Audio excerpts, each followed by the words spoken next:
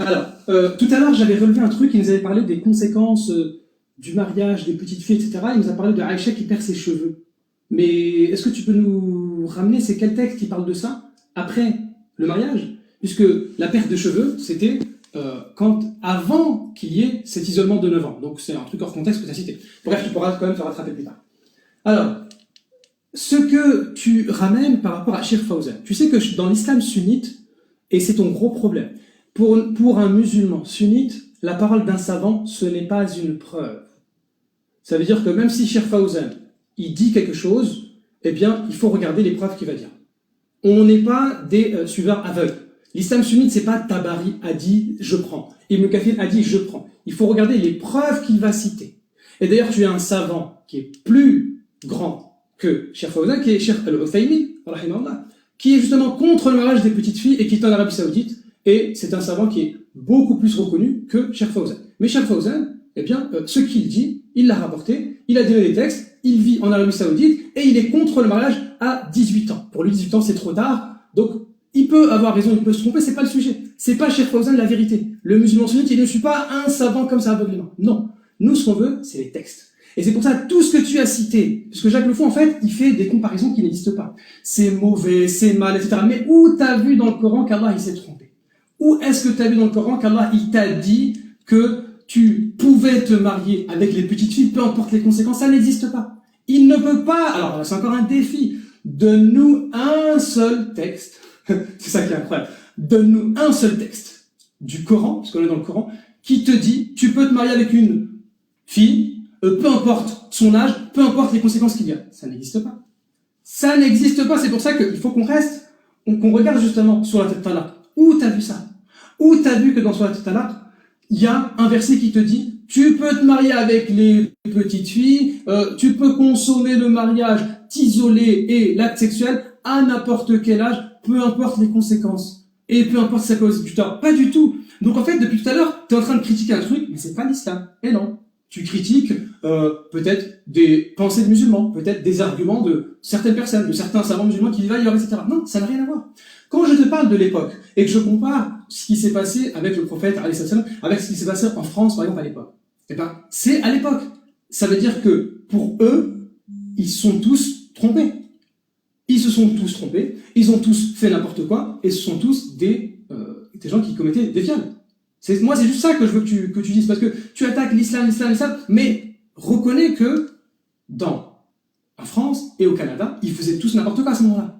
Ou peut-être, une autre idée, ou peut-être, c'est que à l'époque, c'était différent. Non pas que ce qu'ils faisaient était forcément faux, mais ils vivaient d'une manière différente. C'est-à-dire que les gens, l'espérance de vie n'était pas la même tout le temps. Donc, à chaque époque, il y a un jugement. C'est tout. Il y a pas de, ça n'a rien à voir. Si le Coran, si tu me trouves le verset, là, je te défie. Si tu me trouves le verset qui te dit, mariez-vous avec des filles, peu importe l'âge, peu importe les conséquences, là, c'est bon. Je quitte ma chaîne. Mais pour l'instant, c'est ta chaîne qui doit quitter. Ça n'existe pas. Tu ne peux pas nous sortir ça. Alors, pour la question, il a posé une question. Il a dit oui, le prophète, comment il faisait pour savoir, comment il a fait pour savoir que ça ne causait pas du tort. Bah déjà, tu as reparlé de ce sujet, c'est bien, je remets une couche. Nous n'avons aucun texte islamique, authentique, qui dit que le prophète a couché avec Aïcha à 9 ans, ça n'existe pas. Mais Jacques Le Fou, il s'agrippe parce qu'il pouvait le faire. Je t'ai répondu. Si ça ne causait pas de tort à l'époque, eh bien, il avait le droit. Est-ce qu'il l'a fait? On n'a pas de texte. Nous n'avons pas de texte. Eh oui. Si ça causait du tort, eh bien, il devait attendre. Si ça causait pas de tort, il avait le droit de le faire. Comment le prophète faisait pour savoir? Mais tu sais que le début du mariage du prophète, il a commencé comment? Ça a commencé par révélation. On voit même que le mariage du prophète, avec Aïcha, il a un caractère particulier. Ce mariage-là, il commence par une révélation. C'est l'ange Jibril, alayhi salam, qui lui annonce ce mariage-là. Donc le prophète, il est prophète. Il va savoir si ça cause du tort ou pas. Donc ton argument, il est nul. Ton argument, il est complètement... tout ce que Aïcha et tout, tu peux plus l'utiliser. Tout ce que tu racontes, c'est n'importe quoi. Maintenant, je te défie de rentrer dans Surat Talaq. On rentre dans Surat Talaq et tu me prouves que l'islam autorise le mariage avec les filles, peu importe l'âge, peu importe les connaissances, ça n'existe pas. Tu me dis, c'est pas l'islam qui dit que le mal. On va voir ici, justement, que l'islam parle de conditions pour le mariage. Que cette sourate-là, elle va te montrer qu'il y a des conditions et qu'il ne faut pas faire du tort, justement. Est-ce que tu acceptes le défi de rentrer dans cette sourate-là? Question. Tu as fini? Merci. Oui. Alors, je vais juste rebondir rapidement sur l'argument circulaire que tu as développé. Je pensais pas que tu allais quand même tomber sur ça, et visiblement si. Je rappelle aux gens ce que c'est qu'un argument circulaire. Ça veut dire ce que tu veux prouver, donc la conclusion à laquelle tu veux arriver, tu l'utilises comme prémisse. C'est normal que tu arrives à ta conclusion qui est le prémisse que tu as posé. Ça veut dire ça veut dire Mahomet est un prophète, chose qui n'a aucun sens pour moi. Mahomet n'est pas un prophète. D'ailleurs, c'est ça qu'on essaie de prouver, que Mahomet est un prophète et que Allah est le vrai Dieu créateur. Mais toi, tu l'as utilisé comme prémisse. Ça veut dire, moi, je te dis que Allah ne peut pas être un Dieu parce que justement, en plus, tu me donnes mes arguments. Tu dis que c'est Allah qui a révélé un bédouin de 54 ans de coucher avec une petite fille de 9 ans. Ben, merci. Et pour me dire qu'il n'y avait pas de mal, à ça, c'est parce que Mahomet est un prophète. Ah bon? Donc nous, on essaye de prouver si Mahomet est un prophète ou pas. Mais toi, tu dis, non, il pouvait pas y avoir de mal qu'un homme de 54 ans couche avec une petite fille de 9 ans parce que cet homme-là est un prophète. Mais mon pote, c'est la conclusion à laquelle on veut arriver. Donc on veut voir si c'est réellement un comportement d'un prophète ou pas. Est-ce que les paroles divines qu'il a reçues sont des paroles valables en tout temps et en tout lieu ou pas? Tu vas pas me dire si ce sont des paroles valables, et oui, c'est un prophète, parce que c'est un prophète. Et oui, ce sont des paroles divines, parce que Allah est un Dieu. C'est pas comme ça que ça marche. Ça s'appelle un raisonnement circulaire. Et on va passer rapidement sur ce que tu as dit. Une chose avec laquelle je suis d'accord. Hein. Tu as dit, un savant, quand il parle, c'est pas lui qu'on va suivre. On va suivre les preuves et les sources qu'il utilise. Je suis d'accord avec toi. Tu vois, je suis d'accord avec toi. Donc moi, quand je t'ai cité Cheikh Salah Al-Fawzan, c'est vrai qu'il fait autorité quand même. Mais c'est pas parce que lui le dit. Parce que lui source ses affirmations. C'est-à-dire, il affirme que dans l'islam sunnite, le mariage des petites filles est halal et qu'à 18 ans, d'après lui, la femme est trop vieille. Je laisserai tout le monde je laisserai tout le monde prendre son avis sur, une parole qui dit à 18 ans et une femme est trop vieille pour se marier. Donc lui, il source. Il source quoi? Il utilise le consensus. Il source le consensus qui lui-même utilise le verset 65.4. واللائي يئسن من المحيض من نسائكم من ارتبتم فعدتهن 3 أشهر واللائي لم يحضن. Donc lui, il utilise ce verset. Et c'est pas à moi d'expliquer ce que ce verset dit. C'est pas à toi non plus, hein, pour que les gens comprennent. C'est pas à moi, c'est pas à toi. On va aller voir, justement, les exégètes, on va aller voir les tafassirs de ce verset. Et les tafassirs de ce verset sont clairs. Et c'est ça que utilise Cheikh Saleh Al-Fawzan. Il va aussi citer les hadiths authentiques que j'ai moi-même cités comme source. C'est lui, il l'utilise. Donc il donne pourquoi dans l'islam sunnite, le mariage des petites filles est halal. Tu as cité l'Uthaymin. Donc on va faire le même exercice. Si Cheikh Al-Uthaymin est contre, nous, on a dit, on s'en fout de l'avis des savants. C'est toi qui l'as dit, pour le coup, je suis d'accord avec toi. Si Cheikh Al-Uthaymin est contre, d'accord, il est contre. Peut-être qu'il est pour, peut-être qu'il est contre, on s'en fout. Mais est-ce qu'il dit, Al-Uthaymin, est-ce qu'il dit que dans l'islam, le mariage des petites filles est haram, et il te cite des sources du consensus, de la sunna et du Coran?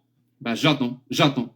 Tu peux, toi, par contre, dire non, Cheikh Al-Uthaymin le dit, donc moi je vais suivre Cheikh Al-Uthaymin. Mais là, tu commets exactement la même erreur que tu as citée tout à l'heure. Il faut pas suivre les savants, il faut suivre leurs sources. Et pour le coup, moi, j'attends toujours une réponse à une question que je pose à chaque fois, vraiment, que je pose à chaque fois, à chaque musulman sunnite avec qui je débat. Et c'est la question qui pose justement le contraste. Dis-moi, s'il te plaît, on a deux lois. Une loi qui dit qu'il est interdit de manière catégorique, mamnou' min 'ambatan. Voilà.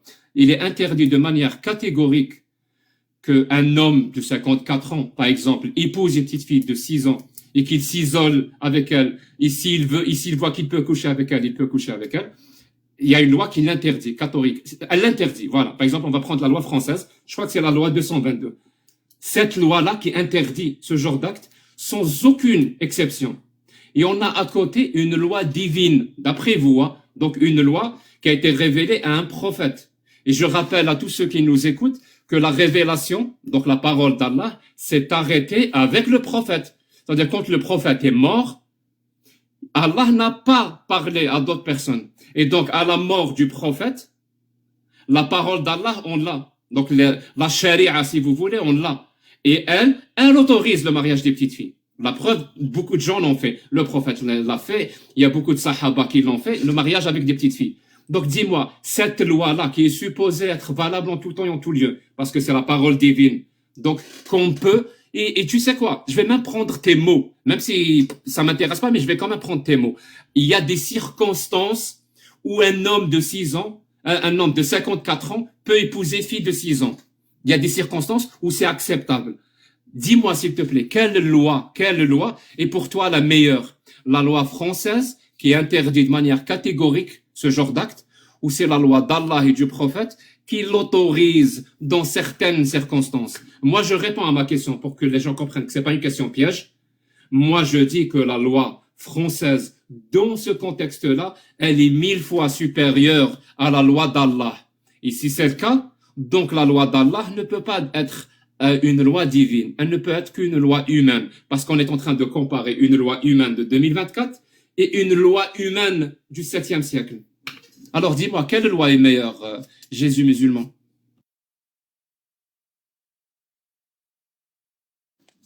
Merci. Est-ce que je peux parler? Non? Ok. On écoute. Alhamdulillah. Alors, l'erreur de Jacques Le Fou.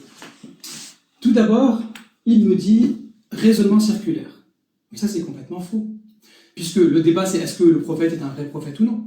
Ta question, c'est est-ce que le prophète a couché avec Aïcha ne vont pas? On n'a pas de texte qui parle de ça, c'est tout.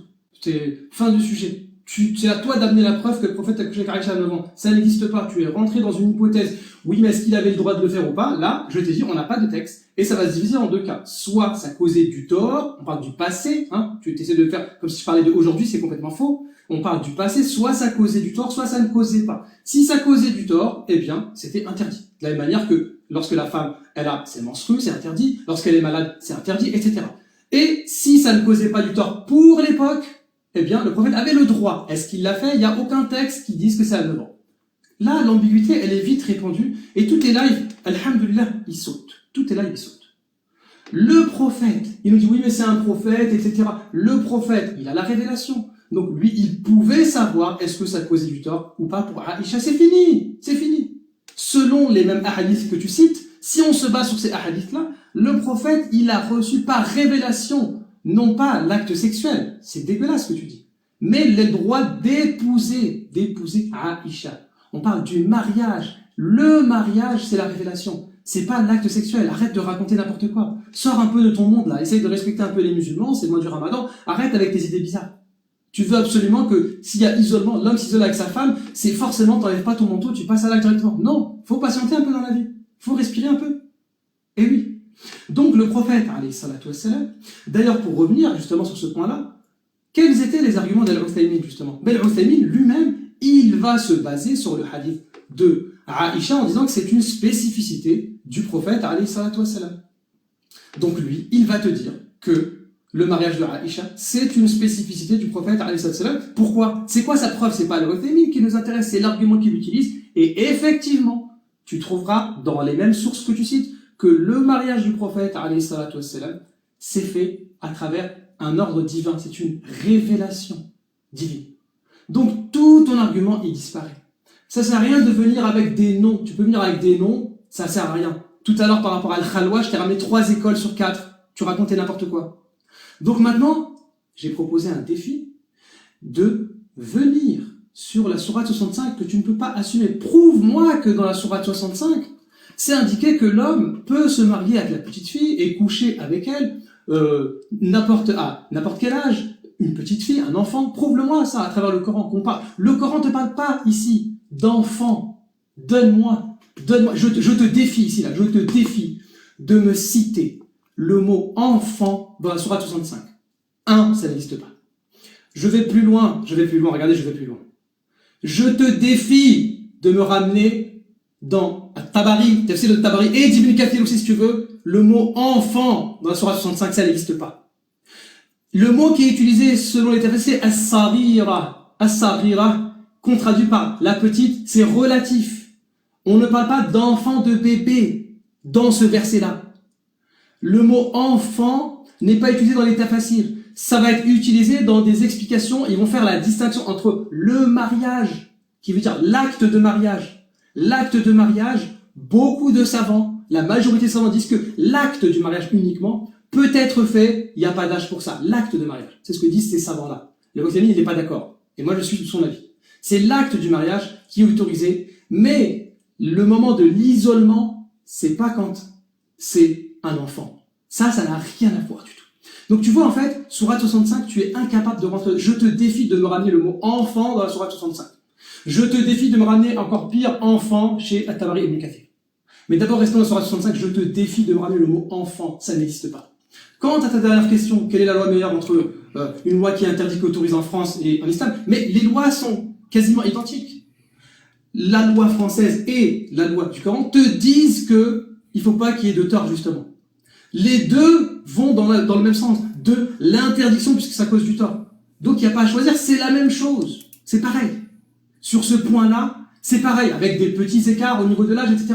Mais c'est pareil, c'est la même chose. Et d'ailleurs, je te défie de me donner, dans la loi française, un âge pour la consommation, pour l'acte sexuel. Est-ce que tu peux me donner un âge pour l'acte sexuel? Tu ne peux pas. Même dans la loi française. Tu ne peux pas nous parler d'un âge. Puisque même en France, il n'y a pas d'âge. 15 ans, c'est l'âge de la majorité sexuelle. Mais les relations sexuelles ne sont pas interdites entre deux mineurs, par exemple. En France, 17 ans et 13 ans, c'est autorisé. Je ne parle pas de mariage. Le but, on ne parle pas de mariage ici. On parle d'actes de rapport intime. Ce n'est pas interdit, par exemple, en France, qu'un homme de 17 ans couche avec une fille de 13 ans. Est-ce que tu es d'accord avec cette loi, Jacques Le Fou? Avec des conditions, bien sûr, des circonstances atténuantes, etc. Est-ce que tu es d'accord avec le fait qu'un homme de 50 ans puisse avoir des rapports intimes avec une fille de 15 ans, sous certaines conditions? Est-ce que tu es d'accord avec ça? Est-ce que tu es d'accord qu'un homme de 18 ans puisse avoir des rapports sexuels avec une fille de 13 ans? C'est la loi française, ça, Jacques. Sous certaines conditions, ça existe. Est-ce que tu es d'accord avec tout ça? Et il faut nous répondre. Donc, je t'attends au niveau de la loi française, et je t'attends au niveau de la sourate 65. Allez. Et puis, oublie pas de supprimer ta chaîne. Merci. Merci. Tu sais, tu as mis une affirmation sur la table. On va la tester. Tu as dit que la loi française, écoutez bien les gens, la loi française, je crois que c'est la 222, mais à vérifier, est exactement la même que la loi de l'islam. Tu sais que c'est grave ce que tu viens de dire, et c'est très simple à vérifier. Tout le monde peut vérifier. Toi-même, tu peux vérifier. Tu sais comment tu peux vérifier? Si c'est exactement la même loi, donc en utilisant la loi française, on aurait autorisé le prophète de se marier à 51 ans avec une petite fille de 6 ans, et on lui aurait permis de coucher avec elle à 9 ans. Si c'est exactement la même loi, comme tu dis, en utilisant la loi française, on aurait eu exactement le même résultat. Il se trouve que non, mon pote. Si on utilise la loi française, on aurait mis ton prophète au trou pour viol caractérisé et pour pédocriminalité. C'est la preuve que ce n'est pas du tout la même loi. C'est grave, hein, c'est-à-dire on vous amène ce qu'on appelle en arabe le badihiyat, c'est-à-dire des évidences. Tu crois vraiment que la loi française est exactement la même chose que la loi d'Allah? Mais la loi d'Allah, elle a autorisé au prophète de se marier avec une petite fille de 6 ans. La loi française ne l'autorise pas. La loi d'Allah, elle autorise de coucher avec elle quand elle avait 9 ans. La loi française ne l'autorise pas. D'où c'est la même loi? C'est justement parce que c'est pas la même loi qu'on te pose la question. Qu'on pose la question à tout le monde d'ailleurs. C'est quoi pour toi la meilleure loi? Est-ce que c'est la loi d'Allah qui va autoriser un homme de 51 ans d'épouser une fillette de 6 ans et de coucher avec elle à 9 ans? Ou est-ce que c'est la loi française qui va l'interdire sans aucune exception? T'arrives même pas à distinguer deux lois. Une loi d'autorisation et une loi d'interdiction. On en est là. Ça veut dire pour toi, une loi qui interdit un acte, c'est la même chose qu'une loi qui l'autorise. Je sais pas on doit violer la logique jusqu'à quel point pour arriver à pondre une phrase comme la tienne. C'est grave ce que tu viens de dire. En plus de ça, tu me défies de me dire où est-ce qu'on trouve le mot enfant? Où est-ce qu'on trouve le mot enfant? Mais mon pote, c'est pas moi qui explique les versets. Encore une fois, il fallait me prévenir si j'étais en train de débattre avec un coraniste qui me dit où est-ce que dans le verset c'est écrit petite fille, où est-ce que il n'y a pas écrit petite fille. Mais je ne suis pas en train de débattre avec un coraniste. Je suis en train de débattre avec un sunnite. Tu sais, et plus tu as posé la question, et tu as toi-même répondu à la question. Dans les tafassirs, Allah et lam yahidna, c'est écrit impubère, et c'est écrit petite fille. Tu l'as même dit toi-même, sarirat, as-sarira. Tu sais pas parler l'arabe? Je croyais que tu parlais l'arabe. Sarira, ça veut dire quoi? Ça veut dire petite fille. As-sariratu, ça veut dire petite fille. Tapez sur Google, ou faites comme vous voulez, demandez à quelqu'un qui parle arabe, dites-lui comment on dit petite fille en arabe, il va vous dire as-sarira. Et c'est exactement ce qui est écrit dans les tafassirs. Tu m'as dit tout à l'heure que, d'après toi, apparemment, Cheikh Al-Uthaymin affirme, source à l'appui, que ce mariage, c'est ce qu'on appelle dans l'islam khususiyat al-nabi. Donc les spécificités du prophète. Ça ne concerne pas les autres, ça ne concerne que le prophète. Mon pote, est-ce que cet avis-là de Cheikh Al-Uthaymin, il fait consensus? Ou est-ce que on va lui appliquer ce qu'on appelle dans l'islam sunnite ar-ra'yu shadh la yu'khadhu bih. Donc l'avis qui est je sais même pas comment minoritaire ou déviant ou qui est complètement à côté, on ne le prend pas vu qu'il y a un consensus. Ça veut dire que tu as un avis de Cheikh Al-Uthaymin, tu dis d'un côté qu'il faut pas suivre les savants, il faut suivre comment ils sourcent, mais en même temps c'est exactement ce que tu fais. Et moi je sais pourquoi tu fais ça, pour faire croire. Alors que va lire le consensus. Lis-nous le consensus. Ça serait très simple. Hein. Si réellement le mariage des petites filles était haram dans l'islam, ça serait très simple. Hein. Tu vas nous prendre Jack Newman. Voilà le consensus. Le consensus haram zawaj as-saghira.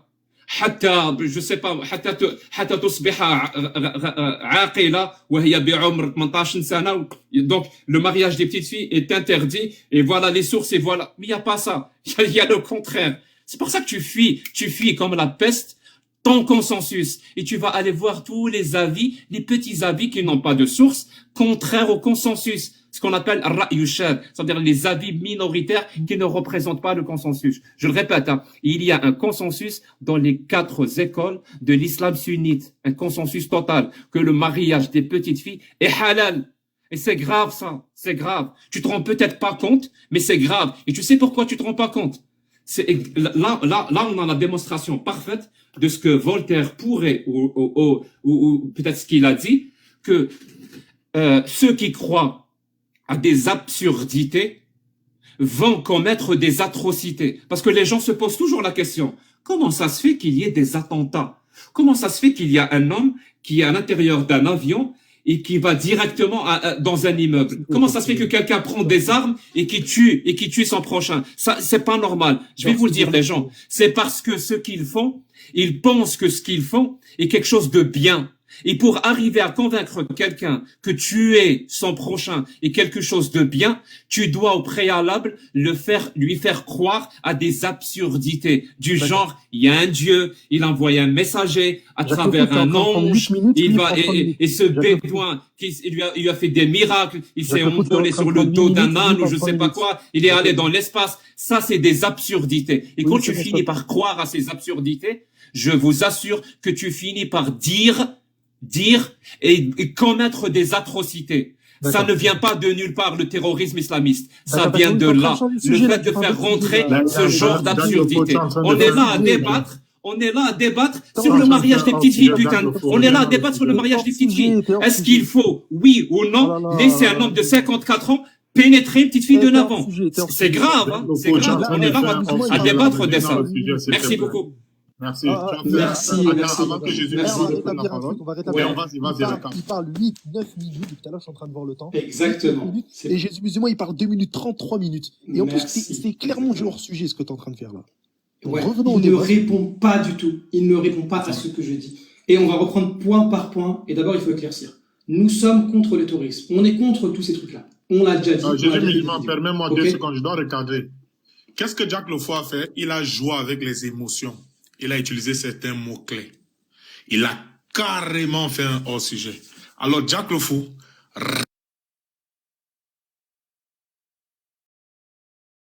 attention, moins 1 point. Jésus musulman. Bismillah. Non, je fais ce que je veux. Merci. Je fais ce que je veux. Ne me dis pas ce que je dois faire. Non, on est dans un sujet. Merci. Tu fais ce que tu veux. Merci. On va Je fais ce que je veux. Alors, Je fais ce que je veux. ce que tu veux. Personne ne me dit ce que je fais. Attention. Oui, d'accord. Ok, laisse-le, Haroun, c'est pas grave, laisse-le. Vas-y, Jésus musulman. Bismillah. Alors, pourquoi est-ce qu'on parle du mariage des petites filles, étant donné qu'aucun musulman n'est intéressé par ce mariage? C'est parce que Jacques Le Fou n'arrête pas d'en parler, et qu'il harcèle les musulmans avec ce thème. Il harcèle les musulmans. Est-ce que c'est autorisé ou pas? Est-ce que le prophète a couché avec Aïcha 9 ans ou pas? C'est lui qui parle de ça. C'est pas nous. C'est lui qui nous harcèle dans ses lives avec ça. C'est lui qui harcèle toute la communauté musulmane comme si c'était un problème ce problème n'existe pas du mariage des petites filles. Je ne connais aucun musulman qui veut se marier avec une petite fille de 9 ans. Ça n'existe pas. Ce problème-là, il va toucher plutôt d'autres gens que les musulmans, mais bizarrement, Jacques n'en parle pas. Donc quand il dit qu'il n'est pas sur les musulmans, c'est ce qu'il dit. Mais il y a aussi ce que nous, on comprend. Et oui. Donc Jacques Le Fou, c'est lui qui parle de ça. Et quand on l'a prouvé aujourd'hui, parce qu'il ne cite aucune source, hein, il a dit, Cheikh Fawzan a dit, lui a dit qu'on n'a pas cité des preuves. Il ne fait que parler pour rien. Donc, le prophète a-t-il couché avec Aïcha à 9 ans? Nous n'avons aucun texte qui dit ça. Ça, c'est fini. L'ambiguïté sur Aïcha, elle est finie jusqu'à que l'ami de Jacques Le Fou vienne l'aider. Alhamdulillah. Ça fait du bien. Je pensais pas que c'était pendant le ramadan que Jacques Le Fou allait venir, mais alhamdulillah. Il est venu, on m'a dit qu'il était là, hop, on finit de manger, on arrive, et on discute avec lui. Donc, l'ambiguïté de Jacques Le Fou sur Aïcha, elle est complètement démolie, alhamdulillah. Il n'existe aucun texte authentique qui dit que le prophète a couché avec Aïcha à 9 ans, ça n'existe pas. Au revoir, merci, c'est fini. Tout ça, c'est fini. Merci beaucoup. Donc, quand il nous dit que la loi française est ce que dit le Coran, mais évidemment, il faut prendre en compte les époques. Là, qu'est-ce qu'il a fait? Il a pris la loi française 2024 avec le comportement du prophète en 700, 600 et quelques. Ça n'a rien à voir, Jacques. Compare ce qu'a fait le prophète, c'est-à-dire mariage et isolement à 9 ans, avec ce qui se passait en France. Et là, tu vas voir que c'est la même chose. Exactement. C'est ça. Et donc, aujourd'hui, quand on regarde le texte coranique, et quand on regarde ce que dit la loi française, eh bien, c'est la même chose. C'est pas exactement pareil, je l'ai dit tout à l'heure, il y a des écarts au niveau de l'âge, mais c'est le même principe. Le fait de ne pas causer du tort, etc. Donc, dans le texte coranique colle parfaitement. C'est pas le Coran qui va s'adapter à ce que dit la loi française. Non, c'est que il se trouve qu'il y a une intersection entre les deux. Il y a une grosse intersection entre les deux. Et Jacques Le Fou n'a pas répondu. Il n'a pas répondu à ma question. Premièrement, le défi. Trouve-moi le mot enfant dans la sourate 65. C'est pour quand, Jacques? Si tu me trouves le mot enfant dans la sourate 65, mariage enfant dans la sourate 65, je quitte là que je pars. Je supprime ma gêne tout de suite. Le mot enfant. Où est-ce qu'il est? Dans la sourate 65. Ça n'existe nulle part. Je suis même allé plus loin parce qu'il m'a dit coraliste. Non, je suis allé chez Tabari. Tabari, montre-moi où est-ce qu'il a utilisé le mot enfant dans la sourate 65. Ça n'existe pas. On peut le lire ensemble. Il n'y a pas le mot enfant dans la sourate 65. Il n'est pas capable de le citer. Donc en fait, Jacques Le Fou, ce qu'il fait, c'est que il prétend que j'utilise la méthodologie des coranistes, interpréter les versets comme on veut. Pas du tout. Absolument pas. Le mot enfant n'existe pas dans la sourate 65. Donc comment tu peux me dire, oui, ça contredit la loi? Non, il n'y a pas. Le texte du Coran ne te parle pas de ça. Le texte du Coran te parle de manière générale. La période de viduité. La période de viduité, eh bien, c'est 3 périodes de menstrues. Si jamais il n'y a pas de menstrues, pour plusieurs causes, ou bien la femme est un peu âgée, ou la femme elle est un peu petite, eh bien là, il faut d'autres manières que les menstrues pour compter. Et donc c'est 3 mois, c'est tout. D'ailleurs, la période, les menstrues ne sont même pas une condition dans la loi française, par exemple. C'est la même manière, c'est la même chose qu'en islam. Dans la loi française, regarde parmi les similitudes, parce qu'il a dit oui, c'est pareil justement. Regarde de quel point je parle. Par exemple, en France, c'est pas stipulé dans la loi qu'il faut attendre d'avoir des menstrues pour avoir un rapport intime. Il n'y a pas de texte qui parle de ça. Ou sinon, c'est moi qui le connais pas et tu me le montres. En islam, c'est pareil. Les menstrues, non, ça n'a rien à voir. C'est pas un menstru qui vont t'indiquer le moment à partir duquel tu peux avoir un rapport intime. C'est pareil dans la loi. C'est la même chose. Et il n'a pas répondu à ma question. Est-ce que tu es pour une loi qui autorise un homme de 18 ans de coucher avec une fille de 13 ans? Pourquoi il ne parle pas de ça? Tu as honte, Jacques? Pourquoi tu ne parles pas de ce texte? Est-ce qu'un homme de 18 ans peut coucher avec une fille de 13 ans, selon la loi française, par exemple? Est-ce qu'un homme de 17 ans peut coucher avec une fille de 13 ans aussi? 14 ans? Est-ce que tu es d'accord avec ça? Parce que, regardez finalement l'hypocrisie de Jacques. L'hypocrisie de Jacques, c'est incroyable. Il nous dit, ça cause du tort, ok, c'est pas bien, etc. Moi, je suis d'accord avec toi. Si ça cause du tort, le Coran va dans ce sens-là. Le contexte de la sourate 65 qui refuse de lire ensemble, il va dans le sens justement de ne pas causer du tort à la femme. Donc si jamais ça cause du tort, automatiquement c'est interdit, c'est fini. C'est terminé. Donc tu vois comment l'islam est parfaitement clair. Et le texte du Coran, il est clair sur ce sujet-là. Parmi les conditions, justement, c'est qu'il n'y ait pas de tort, qu'il n'y ait pas de mal. Donc si ça cause du tort, comme tu l'as démontré, avec des preuves scientifiques, etc. Si ça cause du tort, et les preuves scientifiques concernent l'époque d'aujourd'hui, ils n'ont pas fait des tests sur les gens d'il y a 1400 ans. Donc si ça cause du tort, aujourd'hui, alors aujourd'hui c'est interdit, c'est fini. Le débat est clos. Et il nous a cité, oui, le Uthaymin, c'est une exception, 9 ans. Mais qu'est-ce que tu racontes encore? C'est une école sur 4 a fixé l'âge de 9 ans. L'imam Ahmad, il a dit, à partir de 9 ans, eh bien, ça y est, le couple peut vivre ensemble et il peut y avoir consommation du mariage et il peut y avoir pénétration, etc., acte sexuel. Ça, c'est un imam sur 4. Les 3 autres et la majorité des savants te disent que non, le 9 ans de Aïcha, on ne le prend pas en compte. Le 9 ans de Aïcha n'est pas une indication.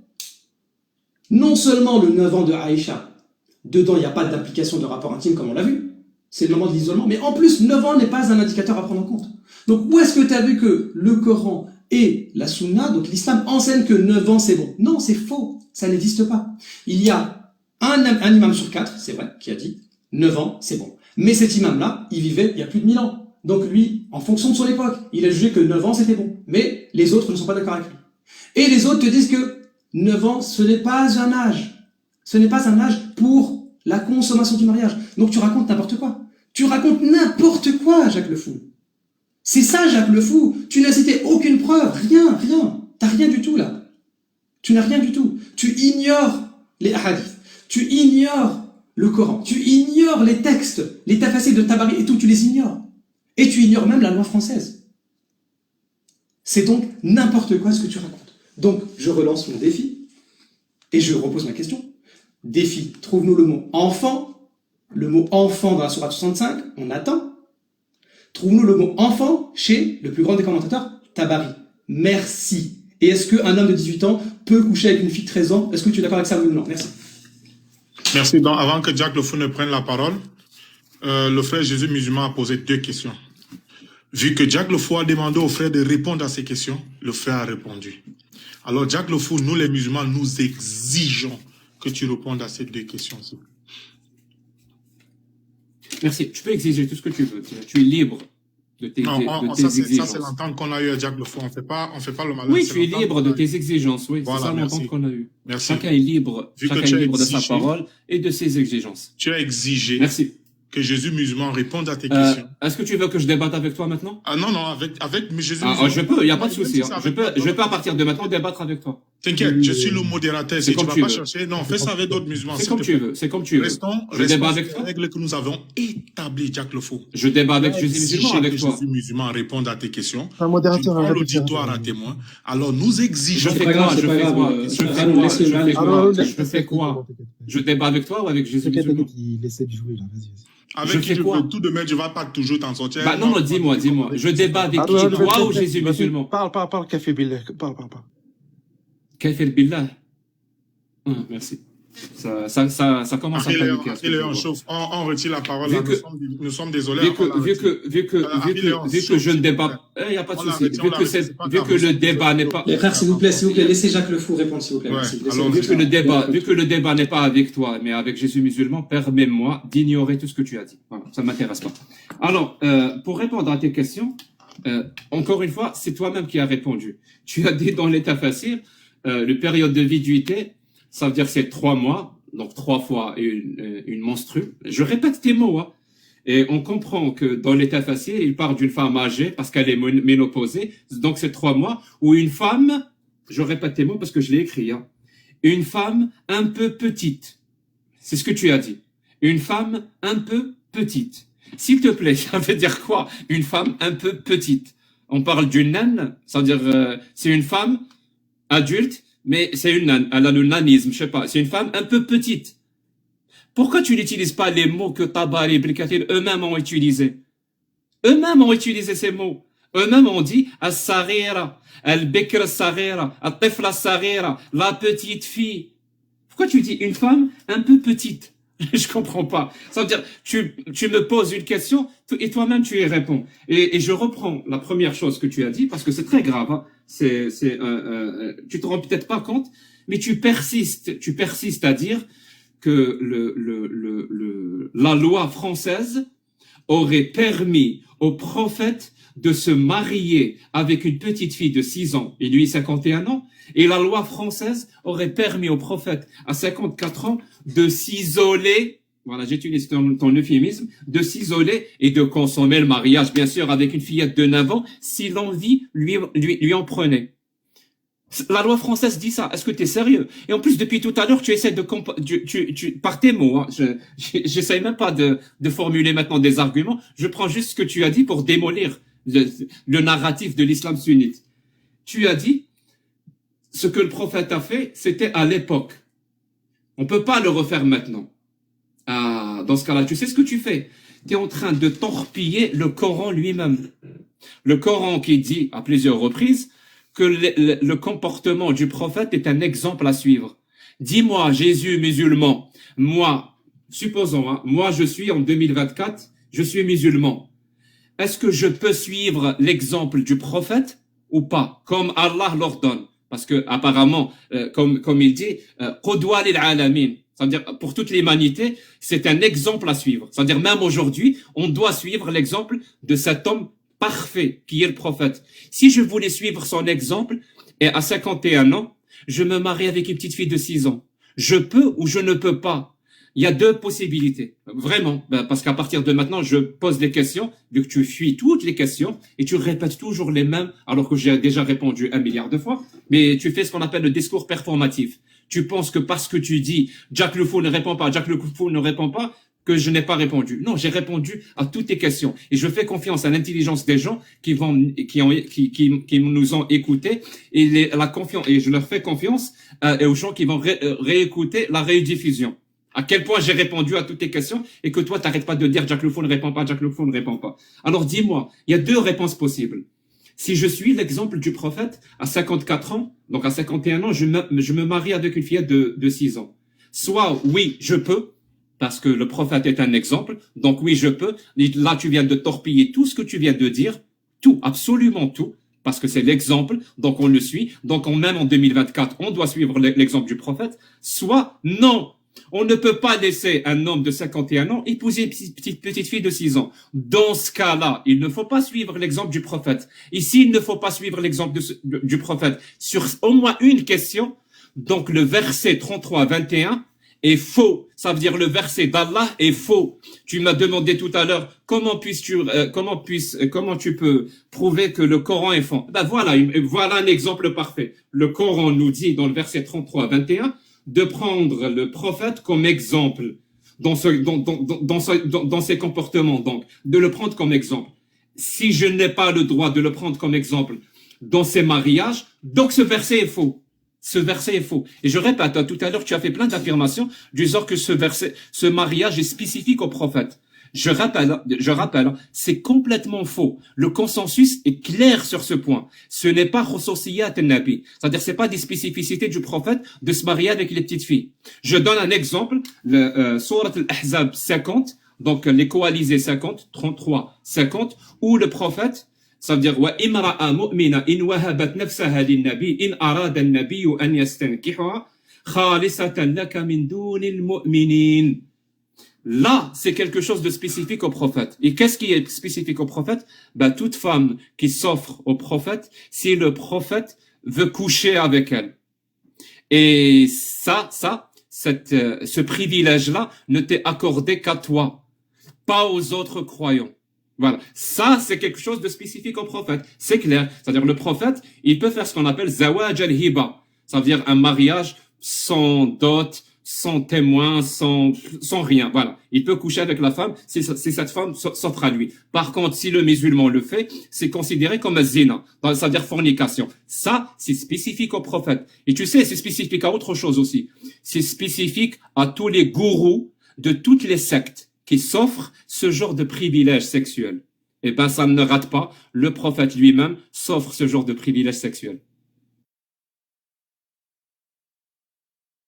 Merci, c'est parfait. Alhamdulillah. On remercie Allah, le Seigneur de l'univers, que pendant le mois du Ramadan, on puisse l'adorer de cette manière-là, de dévoiler les mensonges de Jacques Lefou. Tu as raconté des bêtises. Et plus tu parles, et plus c'est n'importe quoi. Nous allons répondre à tout bi'idnillah. Alors, tout d'abord, il nous a sorti, on ne sait même pas par quoi commencer, tellement c'est n'importe quoi, on va commencer par la fin. Il nous cite Sourate 33 pour dire que le prophète, c'est un exemple à suivre, mais justement, la même Sourate 33-50 nous montre que le prophète a des spécificités. Et donc, d'ailleurs, même dans les mariages du prophète, il y a des spécificités. Le prophète avait des spécificités que les autres n'avaient pas. Au niveau de la... On prend les piliers de l'islam. Au niveau de la prière, il y a des spécificités que le prophète avait et pas nous. Le prophète, il devait prier la nuit et pas nous. Obligatoirement. Il avait des spécificités qu'on n'avait pas. Ça, c'est le premier pilier, c'est la prière. Deuxième pilier, qui est l'aumône. Le deuxième, après le premier pilier, qui est la shahada, bien entendu. Le premier, c'est la shahada, qui est commun à tout le monde. Le deuxième, c'est la prière. Il y a des spécificités. On parle au niveau des actions. Le troisième, qui est donc le deuxième en termes d'action, ici, c'est l'aumône. En termes d'aumône même, il y a des spécificités pour le prophète. Il n'acceptait pas la zakat. Donc, encore une fois, il y a une spécificité pour le prophète, alayhi salatu wassalam. Au niveau du jeûne, le jeûne du mois du Ramadan, vous savez que le prophète, alayhi salatu wassalam, eh bien, au moment de couper, il prolongeait son jeûne. Et parfois, il jeûnait plusieurs jours d'affilée. Et il a déconseillé les compagnons de faire pareil. Encore une spécificité. Donc, qu'est-ce que tu racontes, Jacques? N'importe quel musulman sait que le prophète, il a des spécificités. Et justement, ce qui va en faveur du fait que c'est spécifique au prophète, alayhi salatu wassalam, c'est que ce mariage avec Aïcha, c'est le seul mariage que le prophète, alayhi sallam, où il a reçu ce mariage-là à travers la révélation. C'est pourquoi Al-Uthaymin, il penche vers la spécificité du prophète, alayhi sallam, que c'est un mariage spécifique au prophète et que ce n'est pas quelque chose qui est à reproduire. Ça, c'est l'avis de certains savants qui existent. Ça, c'est le premier point. Le deuxième point, en termes de spécificité, même les savants, je t'ai cité, et c'est grave, 3 écoles sur 4 te disent que non, il n'y a pas de 9 ans. Donc quand tu viens avec ta question, est-ce qu'aujourd'hui ou non 9 ans, aujourd'hui on te dit non. Les savants, ils ont établi que 9 ans, ça ne voulait rien dire. 9 ans pour Aïcha, ça ne veut rien dire pour les autres. Il n'y a que l'imam Ahmed qui a dit 9 ans, pour son époque, c'était à plus de 1000 ans. Mais 3 des autres écoles te disent que 9 ans, ça ne veut rien dire. On ne peut pas prendre du hadith de Aïcha 9 ans, que ça y est, mariage et isolement à 9 ans. Donc tu racontes n'importe quoi. Tout ce que tu racontes, c'est n'importe qui peut te répondre. C'est ça, Jacques. Mais fais-toi, appelle ton ami le docteur, il est où là? Docteur Khaled, appelle-le, c'est n'importe quoi là. Plus tu parles et plus les gens se rendent compte c'est n'importe quoi. Moi, je te cite des sources. Et en plus, dans Sourate 33, il nous a parlé d'ambiguïté qu'on a déjà réfutée. Et on l'a réfuté avec les mêmes tapassies qu'il a citées, mais c'est grave. Suivez bien, s'il vous plaît, suivez bien. Détendez-vous, vous allez voir, c'est n'importe quoi ce qu'il a raconté. Alors, Sourate 33, verset 50, il nous dit que le prophète a le droit de se marier. Yastankihaha, pas yastankihuha. Ça, c'est Baboubi, ça, c'est OCP, ça, Baboubi, Jacques. Qu'est-ce que tu racontes? Tu confonds encore les harakat. Yastankihaha, pas yastankihuha. Yastankihaha, ici, c'est le mariage. Le mariage n'est pas le fait de coucher. Ta traduction, c'est n'importe quoi.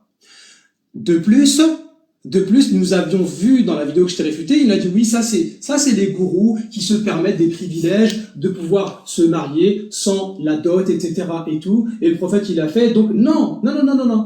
Tu avais dit que le prophète, justement, tu avais parlé de cette ambiguïté, je t'avais démontré avec les chaînes de transmission authentique que le prophète avait le droit de pratiquer ce mariage-là.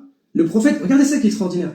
Le prophète, il avait le droit de pratiquer un mariage spécifique. Regardez, il avait le droit de pratiquer le mariage qui est de se marier sans dot. Il avait le droit, si la femme accepte. Mais il ne l'a pas fait.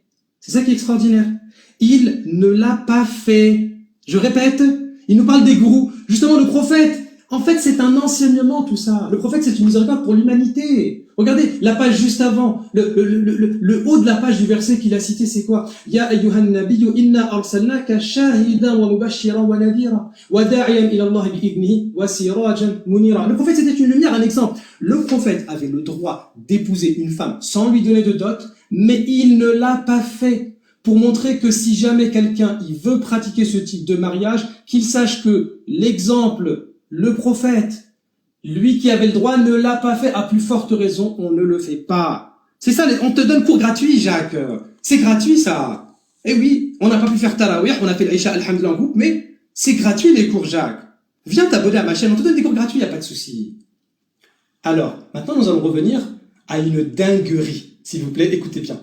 Jacques, je t'ai dit, malheureusement tu ne savais pas que j'allais venir aujourd'hui, mais c'est trop tard. Il a dit une dinguerie. Je l'ai défié. Déjà, je l'ai défié sur la loi française. Est-ce qu'un homme de 18 ans peut coucher avec une fille de 13 ans? Est-ce que ça cause du dommage ou pas? Il a jamais répondu, il a fui le débat. Il a fui le débat. Maintenant, il a dit une dinguerie. Qu'est-ce qu'il a dit? Il a dit oui, la loi française aurait mis en prison le prophète parce qu'il s'est marié. Mais la loi française, quand? Il y a 1400 ans? Non, pas du tout. Puisque les rois eux-mêmes pratiquaient ça. Oui. Aujourd'hui, alors ne compare pas avec ce que a fait le prophète avant. Puisque les 3 écoles te disent 9 ans, ça veut rien dire. Donc tu es complètement piégé. Merci. Ne compare pas la loi française avec le prophète il y a 1400 ans. Aujourd'hui, tu prends le texte coranique et tu prends la loi française, il n'y a pas de problème. Et tu peux même prendre l'explication de plusieurs savants. Il y a une grosse compatibilité, une grosse intersection entre ce que dit la loi française et ce que va dire le Coran, appuyé par les textes coraniques, des textes des hadiths, etc. Et des paroles de savants. Là, il a dit quoi? Il a dit une dinguerie. Et ça, il avait déjà dit dans une vidéo. Écoutez bien ce qu'il a dit. Il a dit, aujourd'hui il l'a dit, et il l'a dit dans les autres vidéos avant, et j'ai les minutes et les secondes. Il a dit que les exégètes, donc j'espère qu'il va me sortir tout de suite là, tout de suite il faut nous sortir l'exégète là, le tafsir là, sors-nous Tabari tout de suite là. Il a dit qu'il utilise le mot at-tifl, l'enfant. Sors-nous tout de suite le mot tifl chez Tabari, je t'attends. On passe pas à un autre sujet là, parce qu'il y a encore un mensonge. Il a menti sur Surat 33, 49 tout à l'heure. Il a menti sur le hadith de Aïcha. Il a menti sur la parole sur Surat 4, verset 23. Là, tout de suite là, donne-nous le tafsir de Tabari où il va utiliser le mot at-tifl. Tout de suite là. Donne-nous ça. Je coupe mon micro, je te laisse les minutes. Merci, merci. Je rappelle ce que c'est que le discours performatif pour ceux qui ne le savent pas. Alors, le discours performatif consiste à dire ce que je dis est vrai parce que je le dis. Voilà. C'est pas un discours qui consiste à dire ce que je dis est vrai parce que voilà les sources. Voilà. Apparemment, Jésus musulman est un grand consommateur du discours performatif. Et malheureusement pour toi, ça se voit. Mais vraiment, ça se voit comme le nez au milieu de la figure. Je t'ai dit à plusieurs reprises que as-sarira, tu as toi-même utilisé un euphémisme que j'ai relevé d'ailleurs parce que ça m'a fait vraiment rire. Une femme un peu petite. Voilà, une femme un peu petite. Mais c'est pas ça. Sarira, ça veut dire petite fille. Je l'ai répété 1 milliard de fois. En plus, il y a même le mot impubère qui est utilisé par Tabari ou Ibn Kathir, je me rappelle plus du prix. Impubère, ça veut dire ce que ça veut dire. C'est-à-dire une femme qui n'a pas atteint l'âge d'avoir ses règles. Et cette femme-là, quand on divorce avec elle, on doit faire une idda de 3 mois. Ça veut dire une période de viduité de 3 mois. Et on a dit tout à l'heure qu'il n'y a pas de idda s'il n'y a pas de consommation de mariage. C'est le verset 33-49. On l'a lu ensemble. On l'a lu en français, on l'a lu en arabe. En français, c'est clairement dit, vous ne pouvez pas imposer une période de viduité à vos femmes dont vous divorcez s'il n'y a pas de consommation de mariage. Maintenant, tu persistes à nous citer, tu nous persistes à citer plein d'exemples de spécificités du prophète. Mais moi, je sais qu'il y a plein de spécificités du prophète. Je le sais, comme tout gourou de secte qui se respecte, le prophète s'est octroyé des privilèges. Je le sais, il y en a plein. La question qui a été posée, c'est qu'est-ce que le consensus dit sur consensus? Je te le répète 1 milliard de fois. Le consensus. Qu'est-ce que le consensus dit? Réponds à tout le monde, devant tout le monde. Dis-nous s'il y a ou s'il n'y a pas un consensus sur le mariage avec Aïcha. Est-ce que c'est spécifique au prophète ou pas? Le consensus est clair. Tu sais, à partir de maintenant, je vais plus essayer de te poser des questions, parce que visiblement, tu ne vas pas répondre aux questions. Tu vas te contenter à dire Jack ne répond pas, Jack ne répond pas, et tu vas répéter. Peut-être qu'il y aura des gens qui vont te croire, mais pas les gens intelligents. Donc, le consensus est clair là-dessus. Ce mariage-là, du prophète avec Aïcha quand elle avait 6 ans. On est en train de parler d'un homme de 51 ans avec une fillette de 6 ans. Hein. Ce mariage-là, le consensus est clair. C'est pas du tout spécifique au prophète. C'est pas un privilège accordé au prophète. C'est même utilisé comme source, comme je t'ai cité, que le consensus utilise ce mariage-là pour dire que c'est halal. Je t'ai dit tout à l'heure que Cheikh Al-Fawzan, ce qu'il dit, que zawaj at-tifla as-saghira halalun fil islam. 18 sana, al-mar'a qad anasat. C'est-à-dire, elle est devenue, c'est une vieille fille à 18 ans. Et il cite des sources, les mêmes que je viens de te citer, exactement les mêmes. Mais le truc, c'est que tu es revenu pour dire que la loi française de l'époque aurait permis au prophète de se marier. C'est grave ce que tu dis. Oui, la loi française de l'époque qui a été promulguée sans les connaissances actuelles, aurait permis au prophète de se marier. C'est pour ça que la loi de l'époque du 7e siècle du désert d'Arabie a permis au prophète de se marier avec une petite fille de